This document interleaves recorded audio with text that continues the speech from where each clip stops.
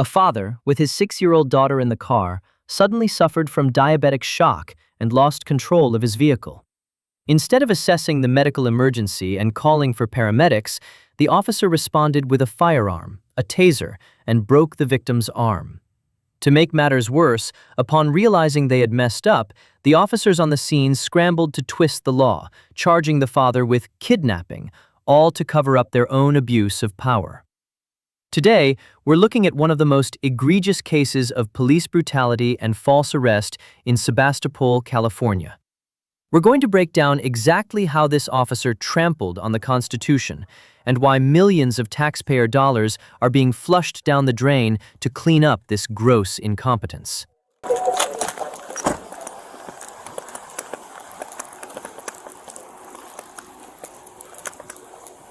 Police! Turn the truck off! Turn the truck off! Lincoln 5, high-risk stop. The exact numerics are going to be 2580 Graf South. The car.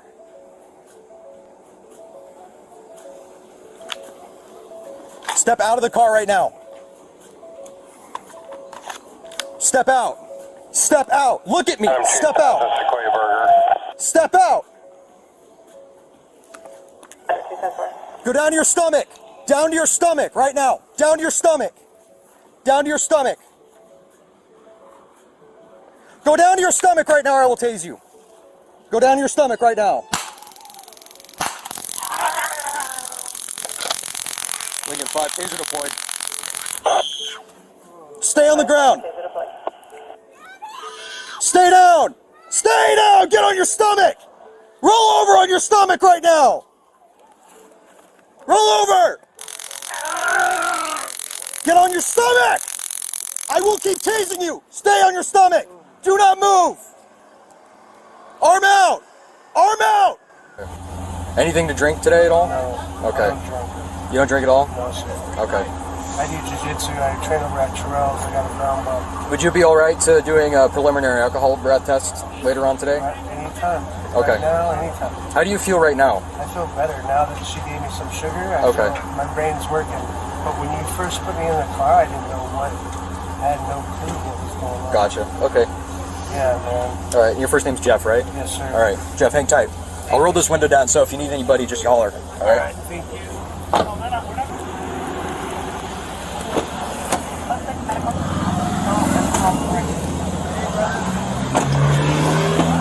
What's that, Jeff? The most important thing to me is my daughter. Your daughter? She's okay. That was your daughter in the car? That's my baby. Okay. I think she's okay. Alright, I think she's okay.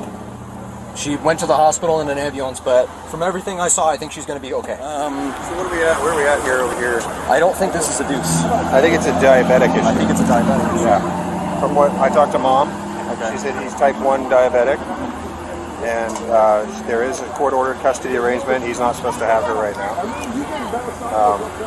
He has the little blood thing on his arm or whatever. He said it wasn't operating correctly. So I'll let him know that his blood sugar was tanking. He said he never saw my lights. He said he never heard my siren. That's all consistent with diabetes. It is, yeah. So at this point, I don't. He's got all the signs, like the objective signs, but all that can just be diabetic as well. Explore the child custody thing. Yeah.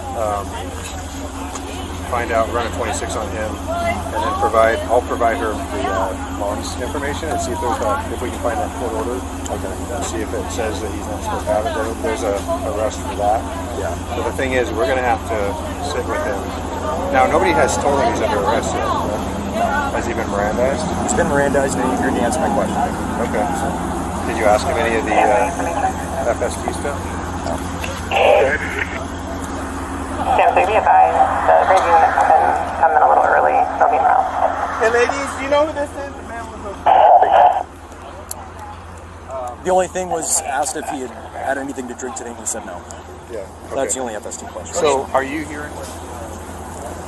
Nope. This guy is behind metal. Yeah, I know. I heard. It's probably not a deuce. It's probably a diabetic issue. Let's see. He's saying that he didn't see lights. He didn't know we were trying to stop him. He thought there was something wrong with the car. So we'll do the whole FST, investigation thing. Get blood taken. I talked to Mom. She said he's type 1 diabetic. When I told her he was in a crash, she said, no, he's a diabetic. Yeah, and it could very well be. I heard the number. Yeah. These guys told me the number. I heard the gal. Yeah. So it absolutely. The other thing could is be. he's not supposed to have a daughter right now. There's a court order for child custody arrangement, and he's violated that. So, and the other thing is, diabetic fits like that. Yeah. Everyone I've been in, they're short-lived before the blackout.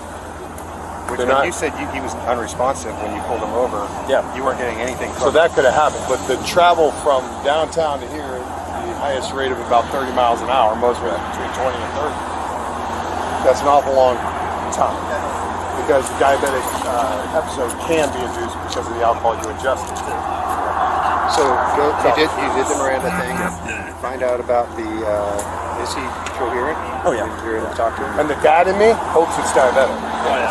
Yeah. Seriously. Yeah. I don't want to think about that poor beautiful little girl having to live with that. So is Mom on her way? She's headed to the hospital. Okay, good. So if that gets extended at all, just get a hold of Sarge at Snow County just to let him know what's up. Yeah. He was aware. I gave him the phone number for the mom so that his deputy can. Oh, good. Oh, okay. Oh, you got to hold him before he There's took a off. deputy over there waiting with the daughter. Yes. No, I know and, that. The sergeant. Yes. That's what I talked said. with their sergeant. So you and got gave him the Sarge, phone got that? number. Okay, good. So work the DUI, I'll work the and dues. foul engagement, and the pursuit, and all that aspect. But see if we can do FSTs with them. Okay. They're going to probably want to take him to the hospital.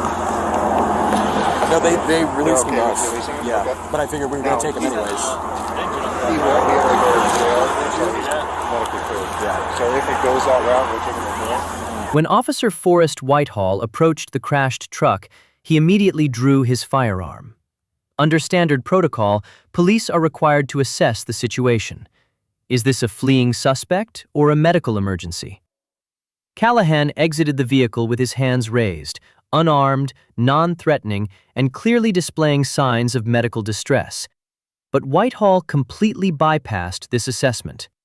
In the U.S., any use of force by police is governed by the Fourth Amendment, which protects citizens from unreasonable search and seizure. Whitehall's decision to tase Callahan is evaluated based on a landmark Supreme Court precedent, Graham v. Connor, 1989. The court established that the constitutionality of force depends on three factors. 1. The severity of the crime at issue. Callahan was merely a traffic suspect. 2. Whether the suspect poses an immediate threat to the safety of the officers or others. No, he was standing with his hands up, disoriented. 3. Whether he is actively resisting arrest or attempting to evade arrest by flight. Absolutely not. Callahan did not meet any of these factors to justify the use of force. Many officers mistakenly believe that a taser is a compliance tool to be used whenever someone doesn't follow orders. Wrong. According to the Ninth Circuit Court of Appeals ruling in Bryan v. McPherson, 2010, a taser is classified as intermediate force. You are not permitted to use a taser on an individual who is passive, unarmed, and not fleeing, simply because they are sluggish due to a medical condition.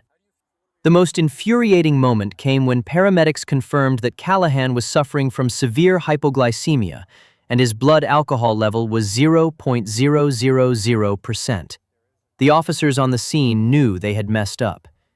Instead of uncuffing him and apologizing, Sergeant Fensky scrambled to manufacture a kidnapping charge because Callahan was with his daughter on a non-custodial day, even though the mother confirmed over the phone that she had given him permission.